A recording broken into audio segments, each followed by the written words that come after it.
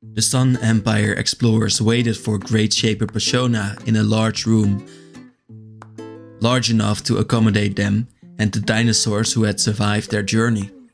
Huatli fed Pantlasa strips of dried meat, which the big raptor greedily swallowed, while Inti supervised the cleaning of armor and weapons. Caparocti and Waida engaged in a training dance with complicated footwork, grunting and striking each other with sticks. Quint examined the poncho that held Abuelo's spirit as he contemplated what he and Waida had discussed earlier. He had never worked at an archaeological site so far outside his own experience, and he felt underprepared despite his training. How many history texts at Strixhaven were written by members of the culture they described? Hadn't he himself been annoyed at some Loxodon depictions? When he had found the lost city of Santafar, a few archaeologists argued he shouldn't be admitted to work at the site because he wasn't sufficiently neutral. Thankfully, they had been overruled, but it was a tense time. Now, faced with one astonishing discovery after another, he wondered if Waida was right. None of this was his story to tell, though perhaps if he found more evidence of the Coin Empire. Nikansil returned to the room and all activity ceased. "The convocation begins," Nikansil said. "Follow me." Packs were shouldered, weapons sheathed, and soon the Sun Empire contingent climbed endless stairs to the top of the building. They emerged in front of the huge golden door that had been visible from the shore when they first arrived. Quint wanted to examine it, but a sudden tension among his allies stopped him. "Vampires," Waida spat. The other warriors mirrored their disgust, some reaching for weapons. "Vampires? This must be the Legion of Dusk from Torazan." Sahili had mentioned them. A wizened merfolk entered from the opposite side of the room, her green skin mottled with brownish-pink spots, pink fins flaring out behind her like a cape. She wore jade armor like many of the River Heralds, but carried no visible weapons. A magic user, perhaps. "Great Shaper Persona," Huatli said, bowing deeply. "You honor us." "Warrior Poet," Shaper Persona replied, inclining her head. To Quint's surprise, she then stared at him. "Who are you, stranger?" "Quintorius Kant," Quint replied, tapping his forehead politely with his trunk. "Loxodon archaeologist. I'm visiting from Arcavios. That is, a place far from Ixalan." "Why are you here?" the Shaper asked. "To help the Sun Empire with some research," Quint replied, "but I'm also on my own quest for knowledge." "What do you intend to do with this knowledge?" Quint wondered if the Shaper could read minds. He glanced at Waida, then said, "I'm not sure yet, nothing bad." Shaper Persona turned her attention to Huatli. "And you, Warrior Poet? And your people? What are your intentions?" Huatli gestured at the huge door. "We came seeking this portal. We believe it leads to..." She cast a suspicious look at the vampires. "A place of historical importance to the Sun Empire." Shaper Persona followed Huatli's gaze. "Who leads you?" she asked the Legion members. One of the armored vampires carrying a lance stepped forward. "Our business is none of your concern. You will release us at once." Inti, already tall, straightened and threw his shoulders back, looking twice as big. "These invaders should be imprisoned," he said. "Or killed," Caparocti added. Huatli, to Quint's surprise, nodded agreement. He had never seen her look so bloodthirsty. "You are all invaders," Shaper Persona said. "We helped you so that we could learn your purpose, but we can throw you back into the ocean and let the spirits decide your fates." "You cannot stop our holy mission," the vampire leader insisted. "If you kill us," Inti said, "you declare war on the entire Sun Empire." Another vampire stepped forward, elegantly dressed, with a whip hanging from his belt. Torazan as well. Queen Meralda would be most displeased. Nikansil's fins rippled. "You assume your people would ever find us." Hands reached for weapons, and the sharp scent of magic filled the air. Quint fixed the image of a defensive sigil in his mind. Enough, Wadley exclaimed. Shaper, your people and mine seek to open this door. I propose we work together. Shaper Persona tilted her head. What help do you offer? Wadley smiled. We can translate the script on the door. If it's like what we found on Araska, we'll have it opened quickly. Thank you for the reminder of your people's betrayal and taking the Golden City, Nikansil murmured.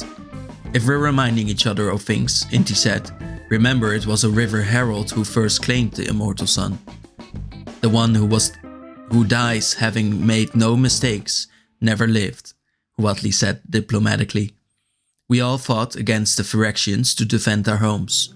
We can fight each other now that our collective enemy has been vanquished, or we can use this chance to build a more lasting peace between our people. To Quint's surprise, the second vampire spoke again. Queen Meralda might be open to such negotiations, depending on what we find.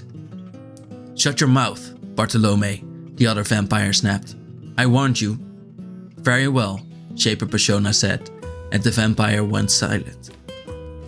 Warrior Poet, you may proceed. Wadley gestured for Quint to accompany her, and together they examined the door. It didn't contain any removable tablets, and the glyphs looked slightly different. Next to the door, a tiered box with components in various sizes was embedded in the wall, for what purpose he couldn't fathom. This dialect isn't the same as the other door, Wadley said. Brow furrowed. This may take longer than I expected. She perused the glyphs, her lips moving slightly, while the members of the various factions shifted uneasily. Padlasa gave a soft trill and sat down to preen her feathers. Quint was about to search through his scrolls for a spell that might help when he realized he had something potentially better. Or rather, someone. I'm going to summon a ghost, Quint said. Nobody panic, please. Waida snorted and Quint grinned at her. He pulled the poncho from his pack and once again cast a spell to summon Abuelo. He briefly feared the spirit had been lost in the fight against the huge walking mushroom, but to his relief, the familiar pinkish glow of the magic in the fabric resolved into the same teal form as before. Wadley took a step backward. Who is this? Abuelo, Quint replied. I'm hoping he knows how to open this door. Abuelo peered at the crowd, then up at the portal. Oh, you made it to Matsalantli, he exclaimed. How wonderful. We must get inside and warn the Oltec about the Myco tyrant. How do we do that? Quint asked. It's quite simple, Abuelo said. Then his face crunched in confusion. But I can't remember. Wadley gestured at the box next to the door. Does it involve this? Yes, it does, Abuelo exclaimed, beaming. How good, you figured it out. Wadley and Quint exchanged a bemused glance. What do we do with it? Wadley asked gently. Abuelo frowned. There's a key. I always forget. Abuela kept it in her kipu, and I always stayed with her. Is this the kipu?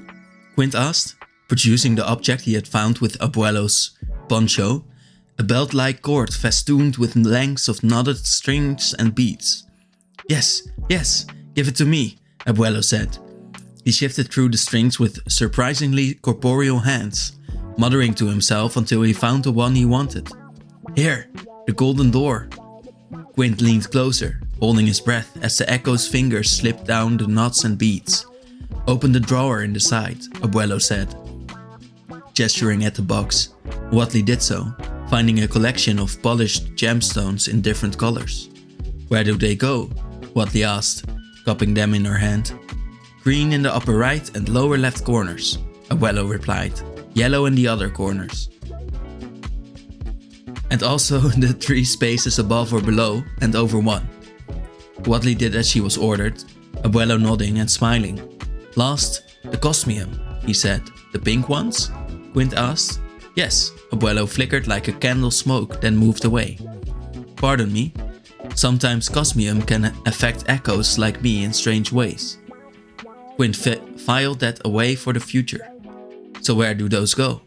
Abuelo flickered again, his mouth moving but no words came out. Inti groaned. We were so close, he said. Now what? Wadley examined the box, tilting her head. I think I know this pattern. Do you? Quint asked. What is it? Wadley laughed softly. It's a key.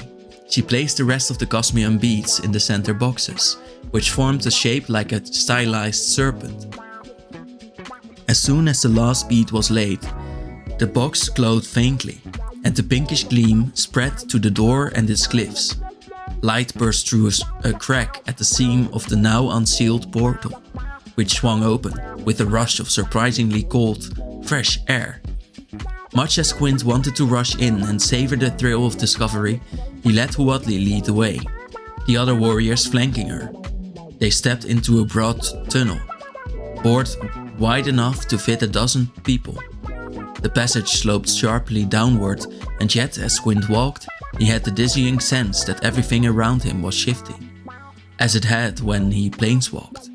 He continued moving down, the way steep but never steep enough to be impassable, until he reached a wide circle of stones like a well, easily the same diameter as the tunnel itself. Huatli stopped at the rim of the well and gasped. Others quickly crowded around her to see. This is impossible, Huatli said. Incredible, Inti added. Unbelievable, Caparocti murmured. Waida simply blinked her one visible eye. They stood before a circle of sky dotted with clouds. Did the door lead back up to the surface? But no, they were deep under the earth, and the tunnel sloped downward. Shadows appeared at the edge of the opening, people craning their necks over the lip of the well, looking down at Huatli and the others. Find Anim Pakal, one of them said, their tone more concerned than shocked. Someone has opened the seal. With the elevator ropes cut, Malcolm had to fly down in stages from one level to the next. He sometimes carried breeches, while other times the goblin climbed down the rough walls, and they stopped to rest whenever they tired. The sickly green glow of fungus lit their way along with their shoulder lamps, and they both continued to wear their crude masks for fear of breathing whatever spores had harmed their companions. They eventually found the elevator, damaged but mostly intact, perched atop a shelf of mushrooms stretched halfway across the cenote like a macabre stage. They didn't find any corpses, nor any sign of the fallen beyond the black bile the infected had breached onto the wooden platform. And still, the bottom of the shaft remained out of sight. Malcolm lost track of time, minutes seeping into hours. Somewhere far above, the sun rose and set. Down in the dark, only weariness and hunger and thirst marked the absence of usual daily routines. A dim light below them gradually brightened, until finally they reached the end of their seemingly endless descent. A tunnel to the left lit up, while the glow around them faded, as if they were being guided, or maybe herded. Breeches grumbled. Batch rooms? You said it, mate, Malcolm agreed. They followed the glow through rough-hewn tunnels, too regular and purposeful to be natural. The further they walked, the more Malcolm's dread mounted. If this were a trap, how would they escape? The sky was so far above them, the sea so far away. The tunnel opened into a cavern large enough to contain an entire town. The ceiling so high that Malcolm could fly comfortably without hitting it. A fungal forest spread out before them, hauntingly beautiful, littered with crumbling ruins. Bioluminescent spores floated like tiny fireflies between the mushrooms as tall as trees, their caps and stems every shade of green, from the palest sea foam to nearly black. Gills fluttered as Malcolm and Breeches passed, as if they were being sniffed. Soft noises suggested they weren't alone. The scuffing of footsteps, bodies brushing against the terrain, occasional murmurs, perhaps survivors from downtown? But what if they were all infected? Malcolm's guts clenched in horror. They reached a clearing, the ground covered in connected, concentric circles like the markings on his ally's skin. Malcolm stopped, wary of stepping on the lines, which resembled strands of a spider's web. He had no desire to be caught like a fly. A motley collection of people emerged from the forest. He didn't recognize them at first, covered as they were in fungus, like the corpse that had started this investigation. Some were flanked by walking mushrooms with arms and legs like nightmarish children's dolls. One of the humans stepped forward, his movements stilted. eyes replaced by glowing button mushrooms.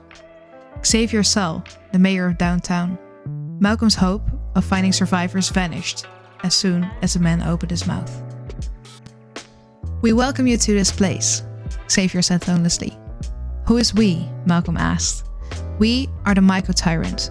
Xavier gestured behind him, and a giant figure was suddenly illuminated by dozens of glowing fungi. The Myco-Tyrant hung in a circular web of root-like strands stretching from the floor to the ceiling. Its toad-like body was broad and green with purplish spots, gills like a collar around its neck. Large mushrooms sprouted from its back, smaller ones from its head, and while it had no legs, 2 thick arms ended in vicious claws. Above a lipless, gaping maw filled with thorn-like teeth, beady eyes glowed green, staring down at Malcolm and Breeches with malevolent interest. "You are known to us, Malcolm Lee," Xavier said, "as is your quest, thanks to your former companions." "Are they here?" Malcolm asked, dreading the answer. "Yes," Xavier replied. "They've been incorporated into our colony, as have the ones who once resided in the place you call downtown." Malcolm cringed. "Incorporated? As in... we are one," all the humans said in eerie unison. Malcolm had seen trees, felled by fungus, trunks rotted from the inside. Given what had happened to his people, the dinosaurs they had fought, and what he now faced, he could only assume they were suffering a similar fate. He looked past Xavier at the Myco-Tyrant, breathed in fungal light. "What is it you want?" Malcolm asked. "Gems? Money? Food?" The Myco-Tyrant emitted into a cloud of spores, like a silent laugh. Xavier's mouth stretched in a rictus that mirrored his puppet master's motion. "Everything." The golden door whose image had taunted Amalia for weeks lay open before her. She couldn't help feeling thrilled, yet deeply unsettled by her foresight proving true again. With Callan in tow, she followed the mass of people through a tunnel, emerging into the astonishing place she had also seen in visions. A sprawling panorama spread before her, above her and around her as she stepped through the portal. Vibrant grassland stretched into the distance, strange long-necked furry creatures roamed and birds soared through the air, alone or in flocks. But instead of the land disappearing on the horizon, it curved upward. Amalia had the disconcerting sensation of being inside an enormous inverse globe, which was true. At the center of it all, a strange sun hovered. So close, Amalia imagined she could reach it if she possessed the power of flight. It illuminated half the land, while other parts fell into shadow caused by the metal pieces rotating around it. A tail of more metal shards extended away from it, glittering a faint pink. This, too, she had foreseen, and she shivered at the thought of what future places she might be shown next. "This is truly incredible," Callan said. "Is this what you were trying to find?" Amalia shrugged helplessly. "I don't know. I've never been here before." To their left, a pyramid rose several stories, with a large spiked disc at the top similar to ones in the Sun Empire. Shorter buildings were scattered around it, and people poured out of them. They wore ponchos and quipu like the spirit the archaeologist had called Abuelo, and wielded pink blades, weapons and staves with magic that sent rippling pulses through the air. Among their number, smaller creatures waddled about. Their jointed bodies formed from various kinds of metal. Each had a single glowing eye in colors ranging from red to green to purple and beyond. Floating spirits joined them, some humanoid with recognizable features, others more like animals or half-formed wisps of teal fog. Amalia squinted at the strange sun, black dots floating around it like birds. Some of these shifted into an arrow-shaped formation and approached. More warriors riding on the backs of great bats that also wore armor like the Sun Empire's flying dinosaurs. Something about the bats made her shudder, and as if in response, the voice of her vision returned. "Come to me." It seemed louder now, stronger, Amalia glanced at Fido, his lips stretched into a fanatical smile as he turned his gaze to the sky. Bartolome touched her arm, and Amalia flinched. "Are you well?" he asked. "Just overwhelmed," she said. She had never lied so much in her life as she had on this journey. Callan whistled as he noticed the approaching flyers. "I don't suppose you have any idea what's happening here?" Amalia grinned sheepishly. "I'm afraid not," she said. "I do hope we'll find out soon." "As long as they don't fling us into more quicksand," Callan said. "I suppose we should consider this an improvement." One of the bed riders landed, and Bartolome shifted closer to the crowd, gathering around her. Amalia followed, Callan beside her, wanting to know what was happening. The woman's dark hair was held in place by a crown-like band, her quipu and belt adorned with the same pink stones used in the weapons. One of the strange mechanical creatures followed her like a child.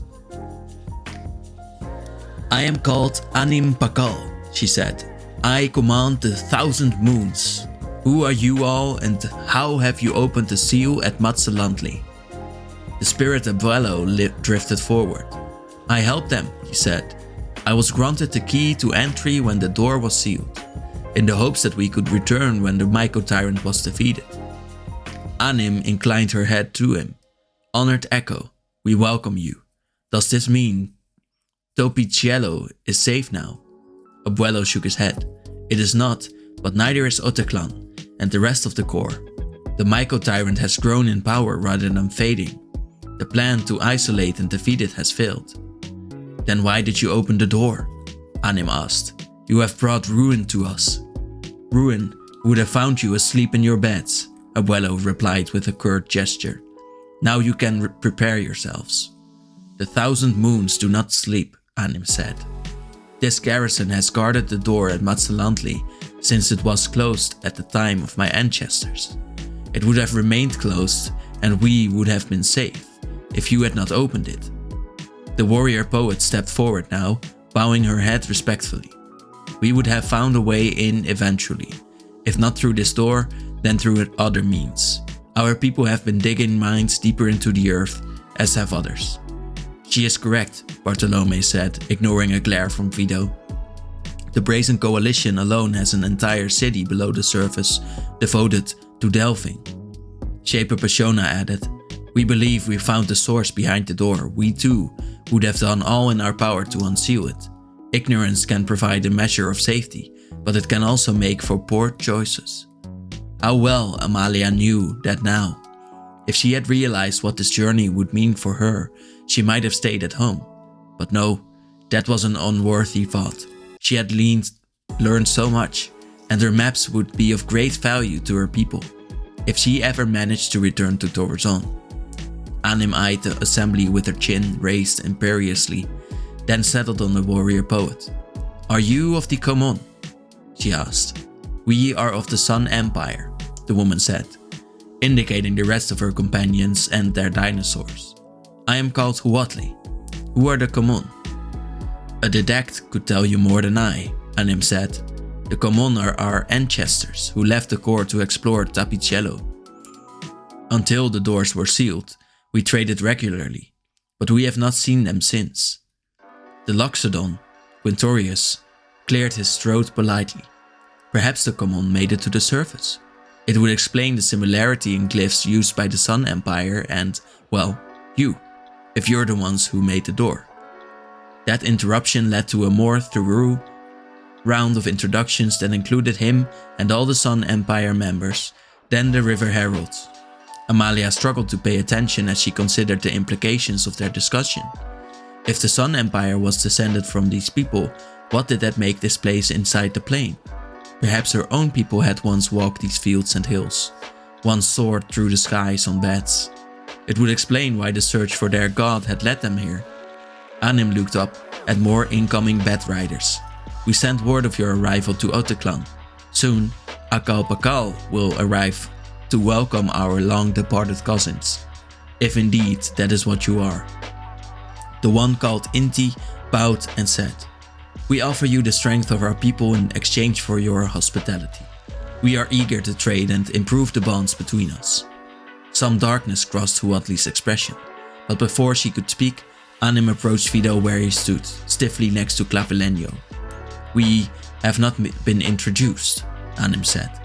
"My apologies for the oversight." Vito inclined his head coldly but said nothing.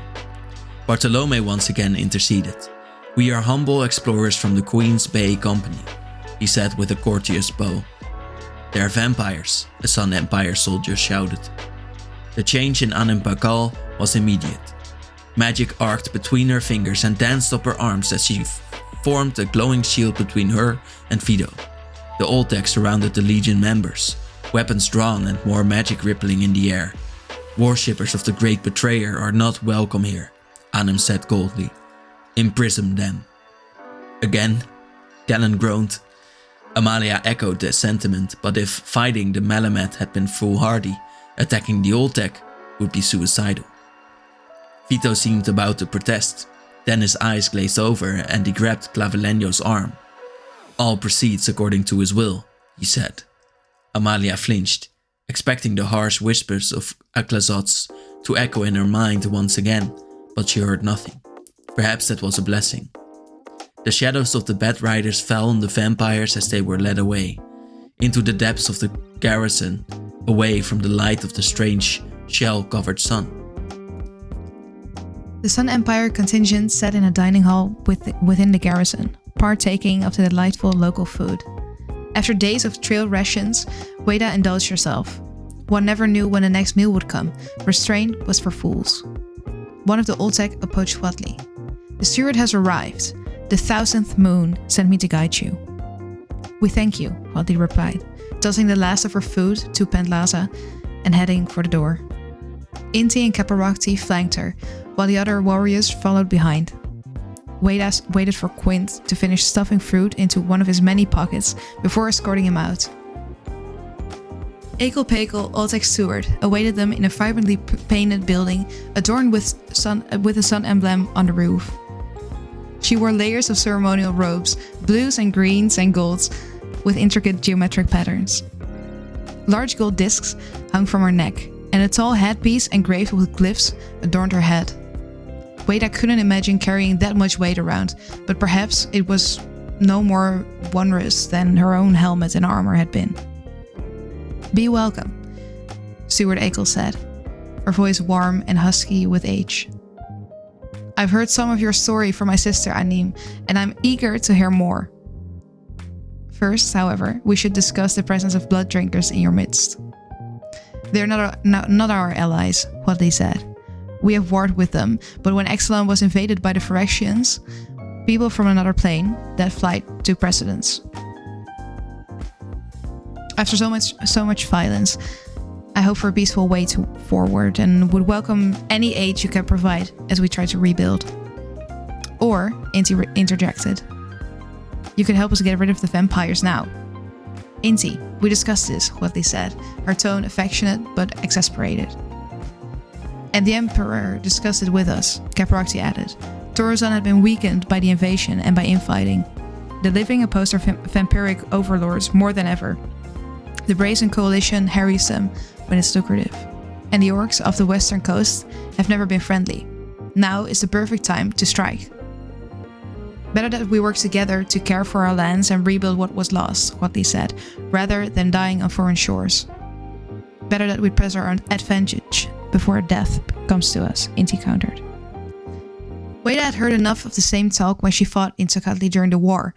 Stay in one place and set up blockades, or stay mobile and be harder to target. Retreat and retrench, or push ahead to drive the enemy out. Keep supply lines open and risk a quick death, or let them collapse and risk starvation. Some commanders were more careful than others. Some were thirsty for glory and power. The latter, she had found, were eager to spend the coin of the other warriors' lives from safety of their well-stocked bunkers. Common soldiers suffered in the aftermath of the war too, despite their sacrifices. Those who gained power through violence didn't give it up easily, using it to exploit the powerless and increase their own influence. Her frustration had led her towards the Brazen Coalition, and now back to the Sun Empire. But she wondered whether there was anywhere in all of Ixalan where the same problems wouldn't find her. Weda wandered over to Quint, who stood apart with Abuelo, deep in discussion. Abuela's hands moved as he spoke, while Quint nodded and took notes. "You must be bound to the poncho," Quint said. "It's what I used to summon you." Abuela looked down at his clothes. "Not the most convenient thing, but I'm happy to appear so clearly. Some echoes are wisps, others are monsters, changed by their binding." Maybe those people were showing their true forms in death, Wada thought. "Is an echo bound to this?" Quint asked, producing the kipku that had helped him open the golden door. Abuela ran the strands through his ghostly fingers. "I hope so," he said. "This was Abuela's." "Your wife?" Wada asked. "Yes," Abuela smiled wistfully. "She could make anything grow. Flowers, fruits, thorns when she had to. She was fierce." The mention of flowers reminded Wada of a poem she'd composed after another battle like so many others. "We could not save the blooms, trampled to mud by our boots, so we planted blood-fed seeds in the open mouths of our wounds, hoping golden flowers of death would grow from our shallow graves." Nothing like what the warrior poet created, Wada thought, but Watley had once told her that poems should be honest. Quint used his hands and trunk to spread the kipu out as he examined it. "Perhaps we can bring her back, as I helped you come back." "Assuming she's an echo," Abuelo said. "She may have simply passed on." Quint flared his ears slightly. "Well, let's find out, shall we?" Wada drifted away like a petal on the wind, staring at the peaceful landscape with grief filling her chest. She carried her ghosts with her, different kinds of echoes. A glance told her the steward and her people were still deep in discussion. Would they forge an alliance? Would it lead to the war the Emperor wanted? If it did, what seeds would Wada plant? The fungus-infested residents of downtown surrounded Malcolm, not moving, not even breathing. Those who still had eyes stared at him, and those who didn't pointed empty sockets or pale button mushrooms in his direction.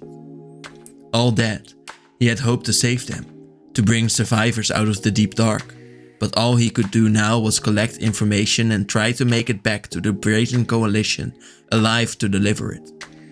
"You did this to our people?" Malcolm asked, the massive form of the myco-tyrant above him.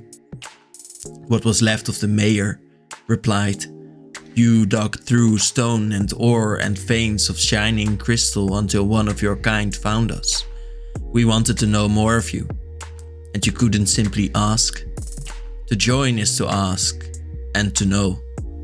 Malcolm's feathers ruffled. "To kill, you mean?" Xavier's head tilted in an almost human gesture. "We do not kill, we change, we spread. Where there is one of us, there are all of us." An image of the body near Sunray Bay flashed through Malcolm's mind. Either this creature had no concept of death, or it didn't understand what it was killing its host what it was doing. Controlling their minds? Consuming them? Assimilating them into itself? "Where did you come from?" Malcolm asked. "Here," Xavier replied. "We have always been. We have watched and grown. We have seen the Oltec and their gods walk the core before it was denied to us. We were here when the Komon Winnak built cities and when their bones enriched the soil. We have traded with the Malamet and the deep goblins and gathered lore from all the flesh that finds us." Malcolm had no idea what any of that meant, but it sounded impressive and alarming. The mention of trade, however, was the first promising thing he had heard so far. "Maybe we can strike a deal," Malcolm said. "Is there something specific my people might be able to offer you?" "Gold?" Breeches asked. "Gems?" The glowing green eyes of the suspended creatures brightened. "We want the sun," Xavier said. "The sun?" repeated the infected people. "We have been denied the light of Chimil for ages," Xavier continued. "You have another sun above, and we will have it. You can't just have a sun," Malcolm thought, but he kept that to himself as the full potential of what the myco-tyrant said dawned on him. If this creature made it to the surface, depending on how fast it spread, it could soon consume all of Sunray Bay. maybe even all of Ixalan. Lost gold and gems, as Breaches kept lamenting, were the absolute least of their worries. Malcolm peered around him at the fungal forest, the high ceiling of the cavern and the stalagmites and stalactites with their luminescent mold. He thought back to the tunnels through which he and Breaches had passed to get here, the distance from the bottom of downtown C-Note mine up to the surface. How could he and Breaches possibly escape this place alive? The Oltec didn't have prisons like the ones in Torreson, which Amalia had seen were vile. Dank places filled with death and disease. They had temporary detention rooms, according to the guard who grudgingly answered Bartholome's questions. People weren't jailed as punishment. The concept seemed to appall the man. Even so, the Legion vampires and their few remaining servants were locked up in empty rooms, weapons confiscated, and left to await their fates. Bartolome arranged for him, Amalia and Kellen to be together. He paced, Amalia sat on the floor, and Kellen stared out of the small window, occasionally glancing back with a troubled expression. Amalia's map hadn't been taken, so she used her blood magic to explore the immediate area by filling it on the page. From the room next to them, Vito's voice rose. The time of our salvation is at hand. The words of the venerable Tarian have guided me to this, our destination, and soon we will be redeemed. Muffled sounds of approval followed. Bartolome shook his head in dismay and continued to walk back and forth, his hands clenched behind him. So, Kellen said, quietly, "You're vampires?" Bartolome paused. "What do you know of vampires?" he asked. Kel shrugged. "They murder innocent people and drink their blood, not necessarily in that order." "That is not what our church preaches," Amalia said, righteous indignation swelling inside her. "We only feed from criminals, evil people, and we use the power of blood to help others." "Who decides who's a criminal?" Kellen asked, gesturing at the room. "Right now, we are criminals." "Justice will be served," Amalia said, but her conviction wavered. She had never considered that the people consigned to prison in Torreson might be innocent. The church would never allow it, would they? Vito roared. "Ours is the promise of eternity, baptized in blood and sanctified by Ixalan, who waits for us here, beyond these doors." Bartolome sighed. "Some of us are not entirely committed to the morals espoused by the church." Amalia knew he wasn't only referring to Vito. She'd heard the whispers of Fonadolido and the other heretics. But perhaps they were not who Bartolome meant. "You said you came here through a magical doorway," Amalia said, eager for a new subject. "Why would you leave your home?" Kellen looked back, out the window. "I'm searching for my father," he said. "What happened to him?" Bartolome asked. "I don't know," Kellen said. "What will you do when you find him?" Amalia asked. "Well, that depends," Kellen mused. "I've never met him, truth be told." "Why do you want to find him then?" Bartolome asked, curious. A gold spark flashed in Kellen's brown eyes. "I need to know more about myself, about who I am." Amalia understood that sentiment all too well. "I suspect," Bartolome said, laying a hand on Kellen's shoulder, "that whether you find your father or not, you will know yourself quite well by the end of your quest." "You may be right," Kel chuckled. "I already know that I'm tired of being rescued and imprisoned." Bartolome pointed his chin at Amalia. "Her magic could get us out of here anytime, but where would we go? We're surrounded by enemies, and the surface is well above us." And he was right. She could use her magic to rewrite the map, as she had before, but then what? "Behold," Vito said, "the power of Ixalan." The light slanting through the window softened and faded, replaced by a tendril of mist. Amalia stood and peered outside.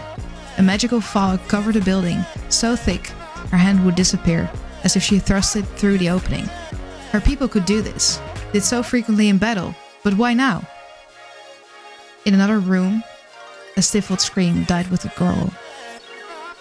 Furtive begging met with a sickening thud. When the scent of blood had reached her, Amalia feared the worst. The Legion soldiers had not fed enough since the descent began, and their human service had dwindled between the desert and the Melamed. The usual rules and traditions might not bind those who were already prepared to commit atrocities in the name of God. Fido's voice again filled the silence. Follow me, children of the shadow. Now, we reclaim our power. The sounds of splintering wood punctuated his words. Where were the guards? Swallowed by the mist? Amalia positioned herself in front of Kel, who protested and moved to her side. Bartolome stood between both of them and the door. Amalia, Bartolome said, if something happens to me, you must return to Queen Merelda. Tell her everything. He glanced at her over his shoulder. Promise me. I swear it, Amalia said, her voice raw. The door was torn from its place and thrown aside. Clevelenyo glared at Bartolome, then stepped aside to allow Fido entry. A crimson handprint was smeared down the front of his armor, eyes blazing with religious fervor or thirst. Amalia didn't know. Ixalan demands a sacrifice, Fido said, his mild tone at odds with his expression and the blood staining his mouth. He has had enough sacrifices, Bartolome retorted. The blood of the outsider will suffice, Fido continued, looking past Bartolome to Kellen. We will take him to Ixalan, who will reward us with untold power and bring darkness to the sheltered place once more. Bartolome's gaze flicked to Kellen, then settled on Amalia. His expression changed, a widening of eyes, a firming of the jaw. Escape, he mouthed at her. They were impossibly far from Torrazon, surrounded by Oltec warriors, but perhaps, after this, she and the strangers shared a common enemy. Amalia hovered her quill over the map. With a stroke, she could set him free. Bartolome leapt at Fido, hands curled into claws, fangs bared. They grappled, blocking the doorway so Clevelenyo and the other soldiers couldn't intervene. Next to Amalia, Kellen pulled his wooden hilts from his belt. Gold light burst from them and formed a pair of shimmering swords. Vito locked an arm around Bartolome's head and twisted, the terrible snap echoing in the small room. He let the body fall and stared down at it with an undisguised contempt. Amalia stifled a sob as she steadied her shaking hand. She lowered the quill and swiped it delicately at the edge of the building on the map, erasing the line. The wall behind her vanished. Mist rolled in, swallowing everyone in the room. Kellen was only visible thanks to his swords. Run, Amalia said, grabbing Kellen's arm. The light of his weapons vanished as they fled, disappearing into the gloom, fear dogging their heels like a paladin's mastiff.